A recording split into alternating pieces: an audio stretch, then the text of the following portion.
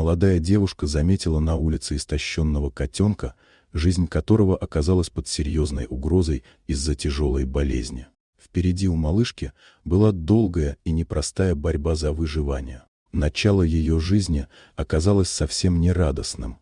По неизвестным причинам крошечная кошка осталась одна на улицах Сакраменто, штат Калифорния. Своей историей девушка поделилась на интернет-форуме, посвященном помощи бездомным животным. Волонтера звали Мэдисон, именно она и обнаружила котенка. Когда Мэдисон увидела малышку, та находилась в крайне тяжелом состоянии. Шерсть была спутанной, грязной, а по маленькому тельцу ползали блохи. Было очевидно, что со здоровьем у нее серьезные проблемы.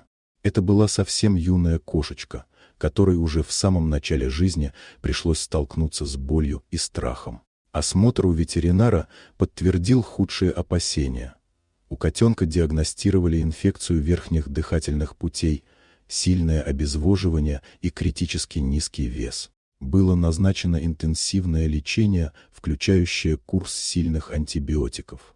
Мэдисон решила забрать котенка к себе домой на временную передержку, чтобы иметь возможность постоянно следить за ее состоянием. Первым делом дома она аккуратно искупала малышку и тщательно вычесала всех блох, которые не давали ей покоя.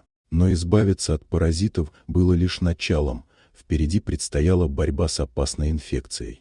Девушка строго по расписанию давала лекарства, укутывала кошечку в теплый плед и часто держала ее у себя на груди, чтобы согреть и успокоить. В ответ малышка тихо мурлыкала. Кормить ее приходилось каждые 2 часа с помощью пипетки, так как самостоятельно есть она еще не могла.